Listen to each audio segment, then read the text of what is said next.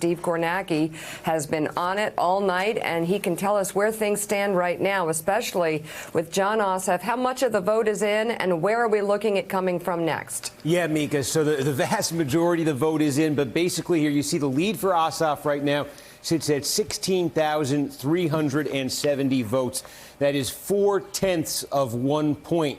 Ossoff over Perdue. A couple things to keep in mind. The recount threshold in Georgia, a candidate needs to be within 0.5 of 1% in order to request a recount. So if Perdue falls short here and is within 0.5%, he could have a recount at that point. So I point out that 0.4 because we're getting awfully close to that threshold there of 0.5. What we saw happen overnight is this happened just in very, very slow motion. Probably sometime around 11 o'clock last night. DeKalb County here, a little bit of Atlanta, right around Atlanta. We knew there was going to be a major drop of vote overnight here. All of the early vote that was cast in DeKalb County was going to come overnight. It came in 3 or 4 increments over the night. The last one a little after 4 a.m. You could see how heavily Democratic this is. The installments that were coming overnight were 80, 85, 90% Democratic. So what that did is it put Ossoff, in the early morning hours, he was trailing in the count over Perdue. The DeKalb vote coming in overnight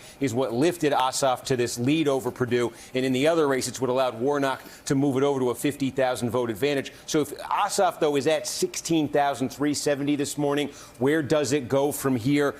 The biggest outstanding piece of real estate is right next to DeKalb County. That's Fulton County. That's the biggie. That's Atlanta, the immediate Atlanta area. Biggest county in the state. What is left to come in Fulton County? About 7,500 mail-in ballots. It's the only ballot that's left there, the mail-in ballot. Now, we don't know exactly how that'll break, but we know Fulton's a Democratic county, and mail-in ballots tend to be the most Democratic kind of vote. So I think you can expect that 7,500 votes there in Fulton County, when tallied, are going to be heavily Democratic, and you can expect that Ossoff margin over Perdue will tick up further when you get those votes. When will we get those votes? As of about 2 this morning is the last time I talked to election officials in Fulton County. They believed at that point that those mail ballots will not be reported until sometime this afternoon. They said they plan to do them all in one batch, all 7,500 at once, not incrementally, but that would be sometime this afternoon.